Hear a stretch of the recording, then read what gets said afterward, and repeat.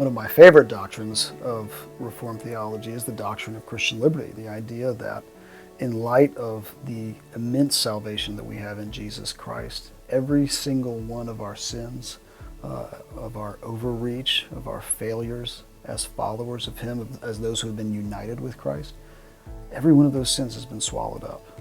And it means that we ourselves get to live in a spirit of great liberty and freedom in the light of Jesus Christ. It's a remarkable aspect of the Christian life.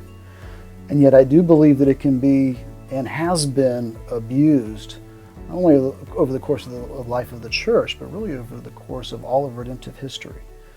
There's this really interesting story in Jeremiah, and he's going to the temple of the Lord, and the Babylonian army is coming across the countryside, and the people, particularly the priests, are in the temple of the Lord, and we know that they're completely corrupt, according to Jeremiah.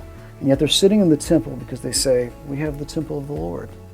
So in other words, they have nothing to fear from Babylon. They have nothing to fear from God's judgment or discipline because they say, we have the temple.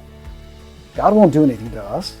Jeremiah comes and he says, don't think that just because you have the temple, that the Lord won't discipline, that He won't chastise, that He won't punish the unbelievers in the midst of His people. He says, just as the Lord took His presence out of Shiloh, so He can take it out of this temple.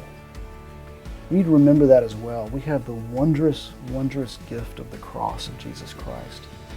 And yet, if the first thing we think of when we meditate on the grace of Christ is how that means we can commit all the sins that are forgiven on the cross, not only Jesus, but James and Paul would say, you need to go back and question the authenticity of your faith. If that's your first response, that because of Christian liberty I can disobey God, because of grace I can sin so that grace will abound more. Remember what Paul says. May it never be. That's a bad idea. That's not the application of the grace of Jesus Christ in the Christian life.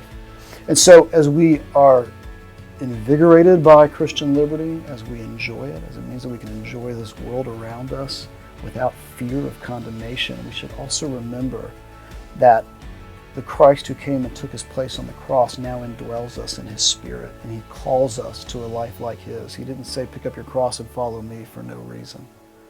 And so, as we enjoy Christian liberty, we should remember that the greatest gift of Christian liberty is the gift to follow Christ.